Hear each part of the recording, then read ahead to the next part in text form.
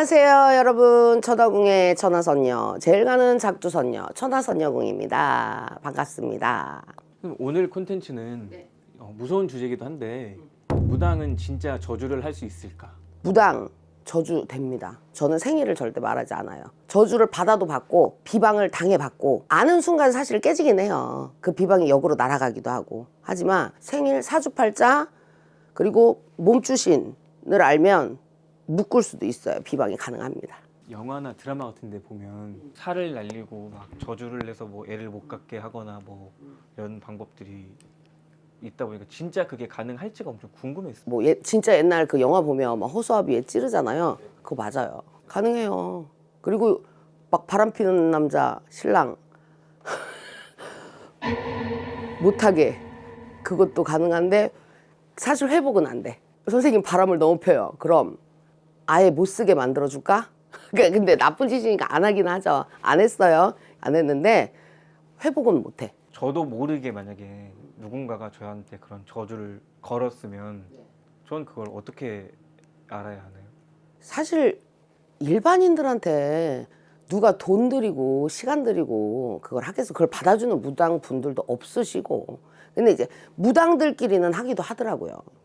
저도 당해봤고. 이제 저희 오빠도 비방을 받았거든요. 근데 제가 어느 날 굿당에서 막 풀어주고 있더래요. 꿈에서 오빠가 바늘에 막 꽂히는 꿈도 꾸고. 그래서 이제 뭐 일을 해야겠다. 그래서 했는데 비방을 하신 분이 나중에 자수를 하더라고요. 사실은 내가 그때 너무 이렇게 속상해서 너는 못하고 너희 오빠를 했는데 네가 굿당에서 뭔가를 해주고 있더라. 그리고 또 실제로도 신당에서 막 기도만 하면 그 무당분이 보이시는 거야. 진짜 갑자기 막 찌릿찌릿하고 짜증이 나고 아무것도 하기 싫고 막 그럴 때가 있었어요. 어디 사는 어느 보살이 만약에 저에게 저 비방을 날렸으면 그대로 돌아가게 해주십시오 했는데 그분한테 안 좋은 소식이 들려오더라고. 이제 그렇게 해서 찾아내기도 하고. 말 그대로 저주잖아요. 그게 깨지거나 알아차리면 역으로 돌아온다는 거. 그래서 그건 함부로 하는 건 아니에요. 하는 무당도 없고. 이게 뭐 영화나 드라마가 그렇게 만들어 놓은 것 같긴 한데 한 번씩 사연이 그런 사연이 올 때가 있어요. 막 정말 싫어하는 누군가에게 저주를 내리고 싶다, 뭐 그런 어떤 비방을 해서 그 사람을 망하게 하고 싶다. 저도 청탁 받아봤어요. 전 점상에 오면 그래요. 정신 차려. 미친 거 아니야? 저는 그러죠. 못해서가 아니고 정신 차려. 네 인생을 왜 거기다 받고. 모든 정성에는 대가가 따라요. 하다못해 우리가 조금 더 살으려고 대수대명을 치죠. 어르신들. 그 대가도 따라요. 그러니까 금전을 잃는다든가 뭔가 조금 떼우고 간다든가 대가는 다 따릅니다. 이 천리를 거스릴 때는 모든 대가는 다 따라요. 그래서 그 사람 때문에 인생을 망치고 싶냐? 정신 차려라. 저는 그러죠. 저는요. 교회 다니시는 분들 있잖아. 기도법을 존경해. 원수를 사랑하라. 그러잖아. 오늘도 일용할 양식을 저희에게 주셔서 감사합니다. 왜 무속인 집에 오시는 분들은 미운 사람을 비방해달라고 하는지 모르겠어.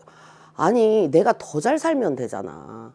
그죠? 미운 사람 있으면 그 미운 사람 보란 듯이 그게 이기는 거예요. 그 사람 자빠지고 나도 페인되고 그건 이기는 게 아니야. 영화 봐도 해피엔딩이 좋은 거 아니에요? 허송세월, 시간 낭비 그런 거 다 하실 필요 없다고 말씀드리고 싶어.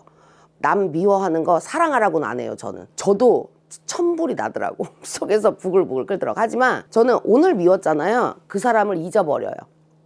그 사람을 내 마음에 갖고 있는 시간 동안은 내 자신한테 나를 괴롭히는 거야.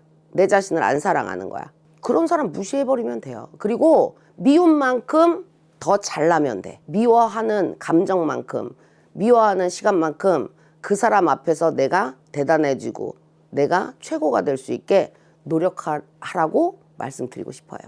감사합니다. 여러분, 천하선녀궁입니다.